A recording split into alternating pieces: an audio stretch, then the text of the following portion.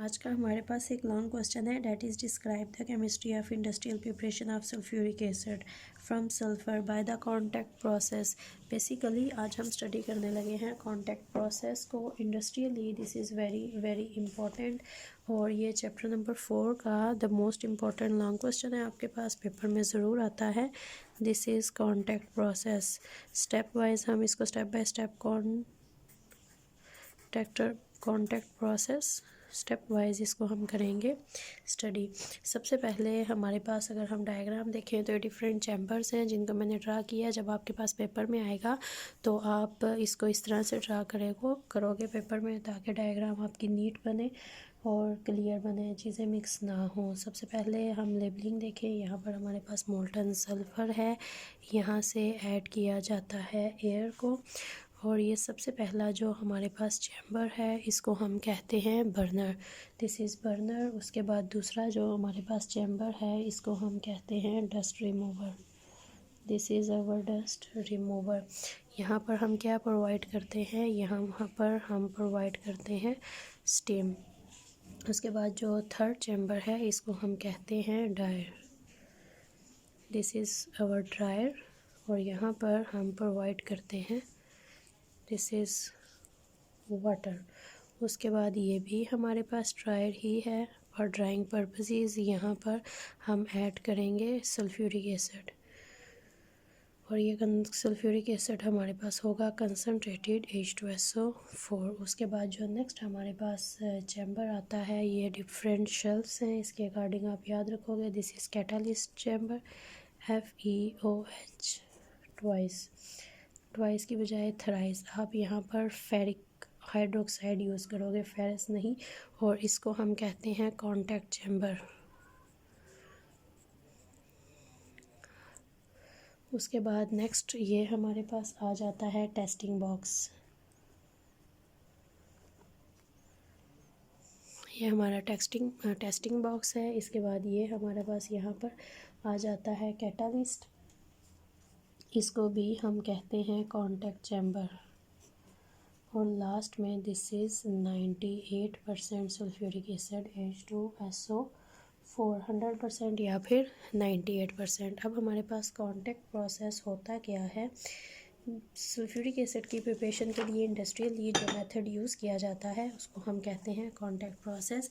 Sulphuric acid को सबसे पहले एक मुस्लिम साइंटिस्ट जिसका नाम था जाबर बिन हैयान, उसने सबसे पहले इसको किया था प्रिपेयर। उसके बाद हमारे पास यूरोप में 14 to 15 सेंचुरी में इसको प्रिपेयर किया गया था। इसको ऑयल ऑफ विट्रियल कहते हैं, जनरली भी कहा जाता है। अगर आप किसी भी कंट्री को देखना चाहते हो इंडस्ट्रियली ये कितना स्ट्रॉन्ग है और कितना प्रोग्रेस कर रहा है, तो आप देखो कि वो पर एनुअल उनकी एक साल की सल्फ्यूरिक एसिड की प्रोडक्शन कितनी है। जितना ज़्यादा कोई भी कंट्री सल्फ्यूरिक एसिड प्रिपेयर कर रहा होता है वो इंडस्ट्रियली उतना ही ज़्यादा प्रोग्रेसिव है और स्ट्रॉन्ग है। ये जो हमारे पास मेथड है ये दिया था निच ने। निच के स्पेलिंग हमारे पास आते हैं KNIETSCH के, यहाँ पर साइलेंट है, and he was from Germany का साइंटिस्ट था निच ने सबसे पहले मेथड दिया था। और इसमें हमारे पास क्या होता है, इसमें हमारे पास सल्फ़र है, सल्फ़र के साथ हमारे पास ऑक्सीजन गैस है, ये दोनों मिलके हमारे पास बनाते हैं सल्फ़र डाइऑक्साइड। फिर ये जो सल्फ़र डाइऑक्साइड होती है इसको हम डिज़ोल्व करते हैं वाटर में, और वाटर में डिज़ोल्व होने के बाद ये हमारे पास बना देती है सल्फ्यूरिक एसिड। Simple process. इसके अगर हम प्रिंसिपल की बात करें तो प्रिंसिपल हमारे पास क्या है कि हमारे पास सल्फ़र है, सल्फ़र का रिएक्शन होगा ऑक्सीजन से और हमारे पास बनेगी सल्फ़र डाइऑक्साइड। अब सल्फ़र डाइऑक्साइड कैसे हम इन दोनों को गैसेस को बर्निंग प्रोसेस मतलब बर्न करते हैं। हम एयर से ऑक्सीजन लेंगे, मोल्टन सल्फ़र आपको पता है सॉलिड स्टेट में एग्जिस्ट करती है, ऑक्सीजन आपके पास गैस है। आपने मोल्टन सल्फ़र लिया, एयर में से ऑक्सीजन है, इन दोनों को यहाँ पर आपने इस बर्नर के अंदर बर्न किया, और बर्न करने के बाद आपके पास कार्बन डाइऑक्साइड आ गई। एक ये मेथड है। दूसरा आपके पास क्या मेथड होता है कि आपको अगर सल्फ़र डाइऑक्साइड बनानी है तो सल्फ़र डाइऑक्साइड को एक और तरीके से बनाया जाता है। इसको बनाया जाता है from iron pyrites. Pyrites. Iron pyrites आपके पास क्या है? Iron pyrites is iron sulphide FeS2। अगर आप लेते हो FeS2, इसका रिएक्शन करवाते हो ऑक्सीजन के साथ, तो आपके पास यहाँ पर बनेगा Fe2O3 और साथ आपके पास बनेगी सल्फ़र डाइऑक्साइड। ये आपके पास दो मेथड हैं सल्फ़र डाइऑक्साइड को प्रिपेयर करने के। फर्स्ट मेथड आपके पास ये है और सेकंड मेथड है आपके पास ये। जब हम सल्फ़र डाइऑक्साइड बना लेते हैं फिर हम क्या करते हैं, इस सल्फ़र डाइऑक्साइड को ऑक्सीडाइज़ किया जाता है। सल्फ़र डाइऑक्साइड इस ऑक्सीडाइज्ड ऑक्सीजन गैस की प्रेजेंस में इसको कन्वर्ट किया जाता है SO3 में।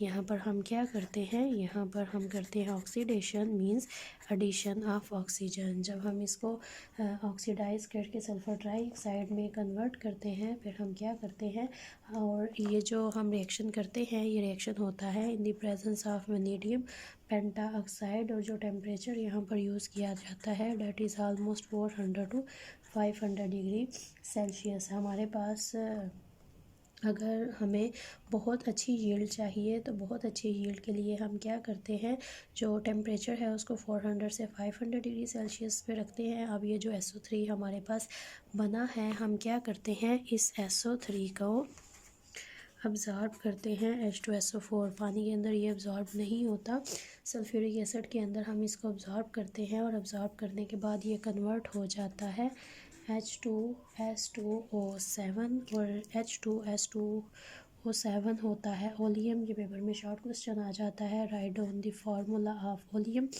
तो हम ओलियम में इसको कन्वर्ट करते हैं, प्रिजर्व कर देते हैं। जहाँ भी ट्रांसपोर्ट करना होता है हम इसको ट्रांसपोर्ट कर देते हैं, और जब भी हमने इसको कहीं पर भी यूज़ करना होता है फिर हम क्या करते हैं, हम ओलियम को दोबारा से कन्वर्ट कर देते हैं सल्फ्यूरिक एसिड में। वो हम कैसे करते हैं उसको हम पढ़ेंगे आगे। अब हम स्टेप बाय स्टेप, ये प्रिंसिपल था, प्रिंसिपल इस जनरल मेथड के जनरली हमारे पास इस सारे रिएक्शन में क्या होगा।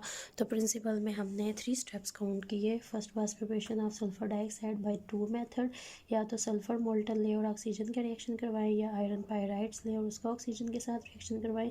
सेकंड स्टेप आपके पास आता है सल्फर डाइऑक्साइड की ऑक्सीडेशन करवा के sulphur trioxide banana in the presence of vanadium pentoxide and temperature is 400 to 500 degree Celsius. And third step is sulfur dioxide is absorbed in sulfuric acid and the formation of oleum that is H2S2O7। अब हमारे पास different आते हैं step हमारे पास इस reaction में जो total involve हैं, a lot of steps. बारी बारी एक एक स्टेप को हम स्टडी करते जाएंगे। एक एक चैम्बर है हमारे पास, यहाँ पर हम देखते जाएंगे। पहले हम सारे के सारे स्टेप्स के बारी बारी लिखते हैं नेम, फिर उसके बाद उनको करेंगे डिस्कस।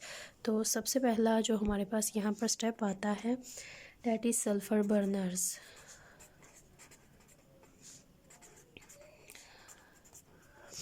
सल्फ़र बर्नर्स के बाद हमारे पास आ जाता है यहाँ पर प्योरीफाइंग यूनिट्स। प्योरीफाइंग यूनिट्स के बाद हमारे पास आ जाते हैं डस्ट रिमूवर।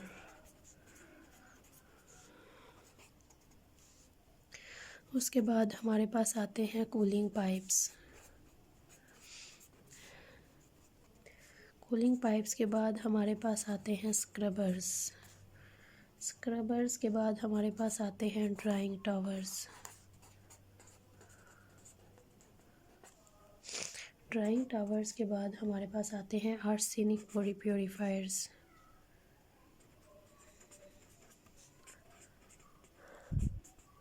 आर्सेनिक प्योरीफायर्स यहाँ पर क्यों यूज़ करते हैं उसको भी हम डिस्कस करेंगे, क्यों आर्सेनिक को रिमूव किया जाता है। उसके बाद हमारे पास आता है टेस्टिंग बॉक्स। ये ऊपर जो चैम्बर सारे बने हुए हैं उन्हीं को हम बारी बारी यहाँ पर लिख रहे हैं।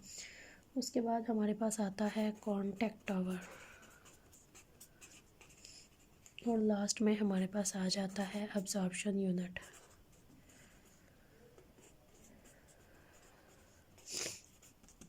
टोटल 10 स्टेप्स हमारे पास इन्वॉल्व हैं यहाँ पर कॉन्टैक्ट प्रोसेस में। सबसे पहले आपको नज़र आ रहा है दिस इज़ बर्नर, इनको हम सल्फ़र बर्नर्स कहते हैं। सल्फ़र को हम मोल्टन फॉर्म में लेते हैं, ऑक्सीजन ऐड की जाती है और सल्फ़र बर्नर सल्फ़र या फिर आयरन पायराइड्स को बर्न किया जाता है इन एक्सेस ऑफ एयर और सल्फ़र डाइऑक्साइड यहाँ पर बनाई जाती है।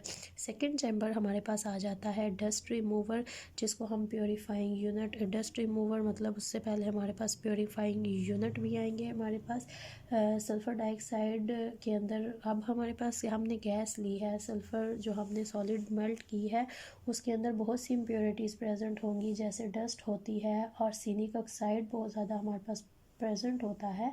तो हम इन इम्प्योरिटीज़ को रिमूव करते हैं और जो आर्सेनिक होता है वो क्या करता है, यहाँ पर जो हमने वनीडियम ऑक्साइड कैटालिस्ट यूज़ करना है, अगर कोई भी इम्प्योरिटीज़ यहाँ पर प्रेजेंट होंगी तो वो हमारे कैटालिस्ट के साथ रिएक्शन शुरू कर देंगी।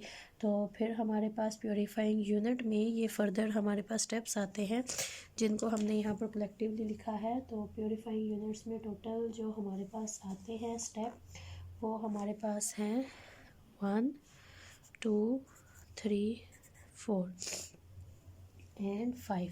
ये 5 हमारे पास सारे के सारे प्योरीफाइंग यूनिट के फर्दर सब हेडिंग्स हैं हमारे पास। प्योरीफाइंग यूनिट प्योरीफिकेशन किन स्टेप्स में की जाती है, 5 स्टेप्स में की जाती है। पहले डस्ट रिमूव करते हैं, फिर इसको कूल करेंगे, फिर स्क्रब यूज़ करेंगे, फिर ड्राइंग टावर है और फिर आर्सेनिक को रिमूव किया जाएगा। तो डस्ट रिमूवर में हम स्टीम डालते हैं। सबसे पहले यहाँ पर स्टीम इंजेक्ट की जाती है। बेसिकली यहाँ से लेके ये जो सारा हमारे पास 3 चैम्बर्स है they are purifying unit. Total ये हमारा यहाँ पर एक प्योरीफाइंग यूनिट बन जाता है अगर इसको हम कलेक्टिवली यहाँ पर इस तरह से लिखें। This is whole is a purifying unit. सबसे पहले डस्ट को हम रिमूव करते हैं। हम क्या करेंगे, स्टीम को इंजेक्ट करते हैं।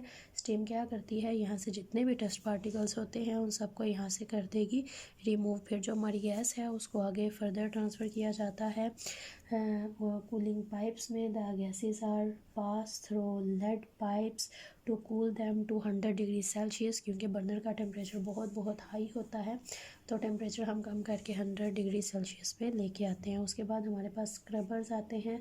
जब जो गैसेस को हमने ठंडा कर लिया है वहाँ पर वाटर का स्प्रे किया जाता है। This is the scrubbers. पानी जो सल्फ़र डाइऑक्साइड होती है वो पानी के अंदर बिल्कुल भी डिज़ोल्व नहीं होती। यहाँ पर रिएक्शन ये बेसिकली ऐसा होता नहीं है, हमारे पास पानी के अंदर सल्फ़र डाइऑक्साइड अब्ज़ॉर्ब नहीं होती, तो इसलिए यहाँ पर हम पानी ऊपर से स्प्रे करते हैं और वो पानी जो होता है इसका जो टेम्परेचर है उसको नॉर्मल कर देता है। और the cooled gases are washed by spray of water as sulphur dioxide is not soluble in water at high temperature, क्योंकि अभी भी टेम्परेचर हमारे पास 100 डिग्री सेल्सियस है। उसके बाद हमारे पास ड्राइंग टावर्स आते हैं, जो हमने वाटर का स्प्रे किया है उसको वाटर को रिमूव करने के लिए। तो हमारे पास जितनी भी मॉइस्चर होता है वो ख़त्म किया जाता है। कैसे ख़त्म किया जाता है, सल्फ्यूरिक एसिड यहाँ पर स्प्रे किया जाता है। सल्फ्यूरिक एसिड मॉइस्चर को अब्जॉर्ब कर लेता है, रिमूव कर देता है यहाँ से। उसके बाद हमारे पास आ जाता है आर्सेनिक प्योरीफायर। तो हम क्या करते हैं, जो हमारे पास आर्सेनिक ऑक्साइड यहाँ पर प्रेजेंट होता है, हमने यहाँ पर pack with freshly prepare ferric hydroxide, यहाँ पर ये कॉन्टैक्ट जो चैम्बर आता है यहाँ पर हमने फेरिक हाइड्रोक्साइड फिल किया होता है इन शेल्स पे। और ये जो शेल्स होती हैं यहाँ पर इस गैस के अंदर जितना भी आर्सेनिक ऑक्साइड प्रेजेंट होगा सारे के सारे आर्सेनिक ऑक्साइड को यहाँ से रिमूव कर लेंगी, अपने अंदर अब्जॉर्ब कर लेंगी। ये यहाँ से हमारे पास प्योरीफाइंग यूनिट आ जाएगा। उसके बाद हमारे पास आ जाता है टेस्टिंग बॉक्स। टेस्टिंग बॉक्स में हमने बीम ऑफ लाइट पास करवाते हैं। अगर तो हमारे पास अभी भी कोई सॉलिड पार्टिकल होगा, कोई इम्प्योरिटी प्रेजेंट होगी तो वो लाइट के अंदर हमें नज़र आ जाएगी। अगर सिर्फ़ और सिर्फ गैस होगी तो फिर वो सिंपली लाइट वहाँ से फॉल करेगी, हमें पता चल जाएगा कि गैस टोटली हमारे यहाँ पर साफ़ हो गई है, प्योरीफाई हो गई है, कोई भी सॉलिड पार्टिकल इसके अंदर प्रेजेंट नहीं है। उसके बाद हमारे पास आता है कॉन्टैक्ट टावर नेक्स्ट, जिसे हम कैटालिस्ट टावर भी कहते हैं। और यहाँ पर हमारा कैटालिस्ट होता है and our catalyst is vanadium pentoxide, यहाँ का टेम्परेचर होता है 400 टू 500 डिग्री सेल्सियस। यहाँ पर बेसिकली हमारे पास क्या होता है, जो सल्फ़र डाइऑक्साइड है उसको कन्वर्ट किया जाता है सल्फ़र ट्राईऑक्साइड में, और ये जो रिएक्शन है डैट इज़ एक्सोथर्मिक हीट हमारे पास जो इवॉल्व होती है डैट इज़ -269.3। ये जो रिएक्शन हमारे पास हो रहा है this is totally exothermic reaction. -269.3 kilo joule पर मोल हीट हमारे पास यहाँ पर इवॉल्व होगी, एंड डैट इज़ एनफ के इस रिएक्शन को स्टार्ट कर सके और कंटिन्यू कर सके। तो हमें खुद से हीटिंग करने की यहाँ पर ज़रूरत नहीं पड़ती। रिएक्शन एक्सोथर्मिक होने की वजह से बहुत सी हीट हमारे पास यहाँ पर इवॉल्व हो जाती है, खुद से हमें फर्दर हीटिंग यहाँ पर करनी नहीं पड़ती। लास्ट हमारे पास आता है अब्जॉर्प्शन यूनिट, जो सल्फ़र डाइऑक्साइड हमारे पास बनी है सल्फ्यूरिक एसिड के अंदर, उसको डिज़ोल्व किया जाता है। डिज़ोल्व करने के बाद हम उसका कन्वर्ट करते हैं पायरो सल्फ्यूरिक एसिड में। पायरो सल्फ्यूरिक एसिड क्या होता है, ओलियम का ही एक और नाम है जिसको हम कहते हैं पायरो सल्फ्यूरिक एसिड। तो इसमें आप कंफ्यूज नहीं होंगे, oleum and pyrosulphuric acid is same. और हम इसको ओलियम में कन्वर्ट करके रखते हैं। जब भी कभी हमें सल्फ्यूरिक एसिड की ज़रूरत होती है, हमने उसको रिकवर करना होता है, तो फिर हम क्या करते हैं, जो हमारे पास ओलियम है H2SO7, इसका पानी के साथ रिएक्शन करवाते हैं तो हमारे पास सल्फ्यूरिक एसिड हो जाता है रिकवर। अगर एक एक मालिक्यूल इन दोनों का लिया जाए तो आपके पास 2 बनेंगे सल्फ्यूरिक एसिड के molecule. This is all about your contact process that is used for the preparation of sulfuric acid. This is a long question. इसके 20 से डिफरेंट शॉर्ट क्वेश्चन बन सकते हैं, otherwise as a whole this is a long question.